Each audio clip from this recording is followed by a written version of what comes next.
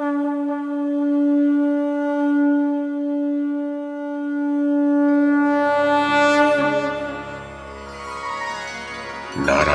नमस्कृत्य नरं चैव नरोत्तमं देवीं सरस्वतीं व्यासं ततो जयमुदीरयेत्।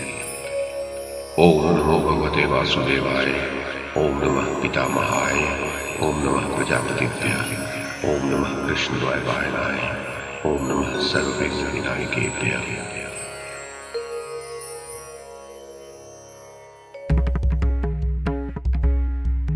नमस्कार। महाभारत कथा श्रृंखला में आपका स्वागत है।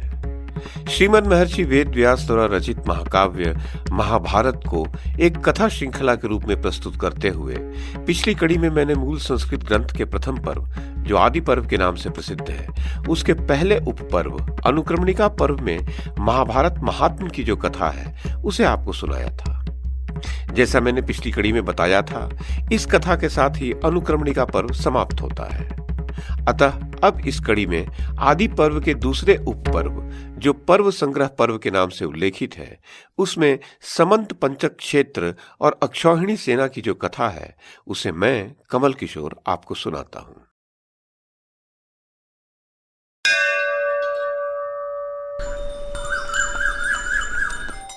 ऋषि बोले, सूत नंदन, आपने अपने प्रवचन के प्रारंभ में जो समंत पंचक क्षेत्र अर्थात कुरुक्षेत्र की चर्चा की थी, अब हम उस देश तथा वहां हुए युद्ध के संबंध में पूर्ण रूप से सब कुछ यथावत सुनना चाहते हैं। उग्र जी ने कहा, साधु शिरोमणे, समंत पंचक क्षेत्र का वर्णन भी सुन लीजिए। त्रेता और द्वापर की संधि के समय शस्त्रधारियों में श्रेष्ठ परशुराम जी ने क्षत्रियों के प्रति क्रोध से प्रेरित होकर अनेक बार क्षत्रिय राजाओं का संहार किया। अग्नि के समान तेजस्वी परशुराम जी ने अपने पराक्रम से संपूर्ण क्षत्रिय वंश का संहार करके समंत पंचक क्षेत्र में रक्त के 5 सरोवर बना दिए। क्रोध से आविष्ट होकर परशुराम जी ने उन रक्त रूप जल से भरे हुए सरोवरों में रक्तांजलि के द्वारा अपने पितरों का तर्पण किया। तदनंतर ऋचिक आदि पितृगण परशुराम जी के पास आकर बोले, महाभाग भृगुवंश भूषण परशुराम, तुम्हारी इस पितृभक्ति और पराक्रम से हम बहुत ही प्रसन्न हैं। तुम्हारा कल्याण हो। तुम्हें जिस वर की इच्छा हो हमसे मांग लो। परशुराम जी ने कहा, यदि आप सब हमारे पितर मुझ पर प्रसन्न हैं और मुझे अपने अनुग्रह का पात्र समझते हैं, तो मैंने जो क्रोधवश क्षत्रिय वंश का विध्वंस किया है, इस कुकर्म के पाप से मैं मुक्त हो जाऊं और ये मेरे बनाए हुए सरोवर पृथ्वी में प्रसिद्ध तीर्थ हो जाएं। यही वर मैं आप लोगों से चाहता हूं। तदनंतर ऐसा ही होगा, यह कहकर पितरों ने वरदान दिया। साथ ही अब बचे खुचे क्षत्रिय वंश को क्षमा कर दो, ऐसा कहकर उन्हें क्षत्रियों के संहार से भी रोक दिया। इसके पश्चात परशुराम जी शांत हो गए। उन रक्त से भरे सरोवरों के पास जो प्रदेश है उसे ही समंत पंचक कहते हैं। यह क्षेत्र बहुत ही पुण्यप्रद है। जिस चिन्ह से जो देश युक्त होता है और जिससे जिसकी पहचान होती है, विद्वानों का कहना है कि उस देश का वही नाम रखना चाहिए। जब कलियुग और द्वापर की संधि का समय आया, तब उसी समंत पंचक क्षेत्र में कौरवों और पांडवों की सेनाओं का परस्पर भीषण युद्ध हुआ।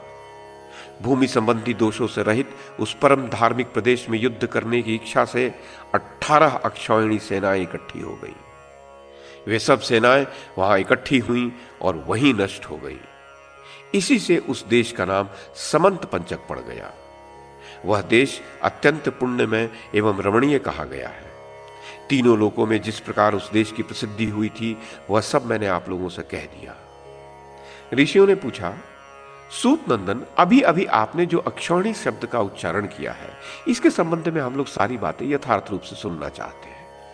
अक्षौहिणी सेना में कितने पैदल, घोड़े, रथ और हाथी होते हैं, इसका हमें यथार्थ वर्णन सुनाइए, क्योंकि आपको सब कुछ ज्ञात है। उग्र जी ने कहा, 1 रथ, 1 हाथी, 5 पैदल सैनिक और 3 घोड़े, बस इन्हीं को सेना के मर्मज्ञ विद्वानों ने पत्ती कहा है।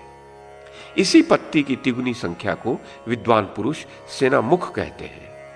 3 सेना मुखों को एक गुल्म कहा जाता है। 3 गुल्म का एक गण होता है, 3 गण की एक वाहिनी होती है और 3 वाहिनियों को विद्वानों ने पृतना कहा है। 3 पृतना की 1 चमू, 3 चमू की 1 अनीकनी और 10 अनीकनी की 1 अक्षौहिणी होती है। यह विद्वानों का कथन है।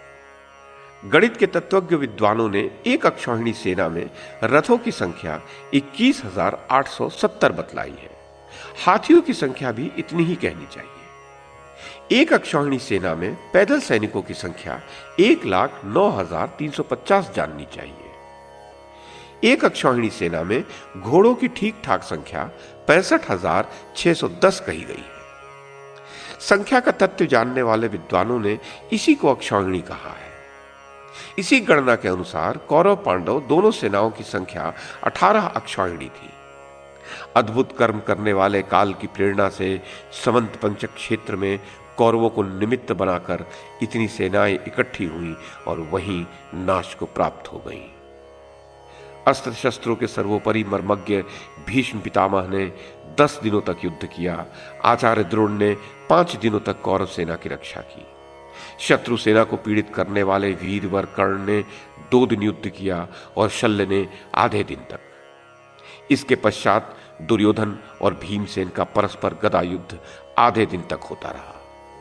18वां दिन बीत जाने पर रात्रि के समय अश्वत्थामा, कृतवर्मा और कृपाचार्य ने निःशंक सोते हुए युधिष्ठिर के सैनिकों को मार डाला।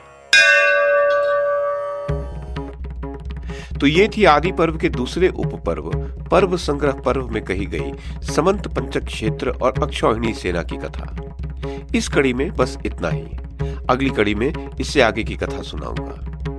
YouTube के माध्यम से महाभारत की कथा को एक श्रृंखला के रूप में प्रस्तुत करने का हमारा यह प्रयास यदि आपको सराहनीय लगा हो तो कृपया इस कड़ी को लाइक और शेयर करें, चैनल को सब्सक्राइब करें और बेल आइकन को दबाएं। साथ में अन्य लोगों को भी देखने के लिए प्रेरित करें।